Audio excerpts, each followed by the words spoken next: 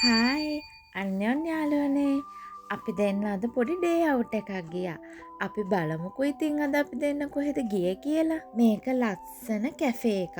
මට නම් මේ view එක කියා ගන්න තේරෙන්නේ නැහැ. ඒ ෆීලින් එක මාරයි. කොරියන් අය තමයි ඉතින් ගොඩක්ම වැඩිපුර හිටියේ. අපි දෙන්න ඉතින් එයාලට බාධාවක් වෙන්නේ නැති විදියට ගිහලා වාඩිය ගත්තා. බලන්නකෝ එතන තියෙන ලස්සන හුළඟ මාරම හුළඟක් එතන තිබුණේ. අපි දෙන්න ස්ට්‍රෝබෙරි ස්මූති එකකුයි කේක් එකකුයි තමයි ඉතින් ඕඩර් කරේ.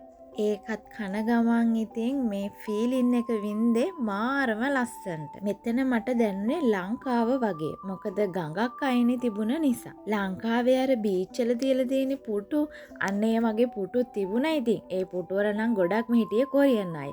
ඉතින් අපි දෙන්න බලාගෙන හිටියා ඒගොල්ලෝ යනකම්.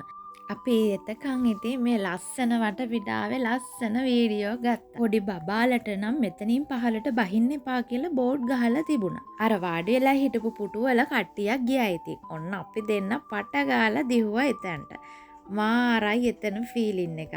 ඉතින් එක පුටුවක අපි දෙන්නටම වාඩි වෙන්න පුළුවන්. අපි දෙන්න පොඩි chat එකකුත් දාගෙන ඉතින් අතීත කතාවකට ගියා. මට මෙතනට ගියාම දැනුනේ නිකන් මම සුරංගනා කතාවක ඉන්නවා වගේ කියලා. ඒ තරම්ම ලස්සනයි. ඒ වගේම මල් වවලා තිබුණා හරීම ලස්සනට.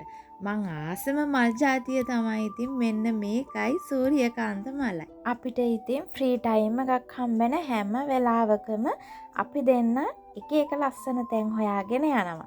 ඉතින් මේ වගේ තවත් ලස්සන තැන්වල වීඩියෝ බලන්න ඔයා මාව සබ්ස්ක්‍රයිබ් කරලා තියාගන්න අනිවාර්යෙන්ම. ඉතින් තවත් ලස්සන වීඩියෝ එකකින් හම්බෙමු. සබ්ස්ක්‍රයිබ් කරන්න.